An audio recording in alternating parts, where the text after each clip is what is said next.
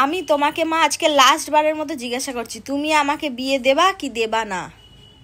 আমি দিতে পারবো না তোর বিয়ে, তুই যা করতে পারিস করে নে, আমি তোর বিয়ে দিতেই পারবো না।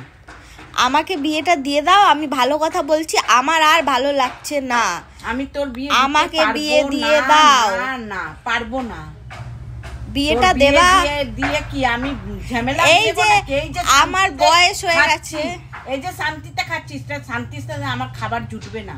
তোমার যে বয়স হয়ে গেছে, মাথায় আর 2টো চুল মাত্র বেঁচেছে, ওই 2টো চুলও যেদিন ঝরে যাবে তুমি কি সেদিন বিয়ে দেবে আমার? হ্যাঁ ঝরে যেতে দে, আমার চুল যা আছে ঝরে পড়ে ন্যাড়া হয়ে যাই, ন্যাড়া ঘুরবো, কিন্তু তোর বিয়ে দেবো না। দিয়ে দাও না, এমন করছো কেন? ছেলেরা দেখো কেমন কষ্ট পাচ্ছে আমাকে সিঙ্গেল দেখে। হ্যাঁ বলছে বিয়ে করবে বিয়ে করবে, আসলে ওরা বুঝতে পারছে না, বুঝতে পারছে না আমি কি জিনিস, কি জিনিস, ওই জন্য কষ্ট পাচ্ছে। যখন চলে যাবি না দেখবি তুই, ওরা কি সুখে থাকবে, তুই ওদেরকে এরকম করে দিবি যে ওরা লাস্টে ভাববে যে হ্যাঁ ঠিকই করছিল, এর মা বিয়ে দিচ্ছিল না।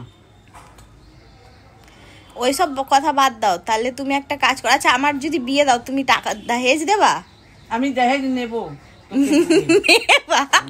কেন? दहेज लेना भी पाप है, देना भी पाप है। আমি নেব দহেজ তোকে বিয়ে দিয়ে। কত টাকা? যা দেয় ওরা, তোকে তো নিয়ে যাবে অন্তত। মানে কি এগ্রিমেন্ট সাইন করবা নাকি দহেজের নামে?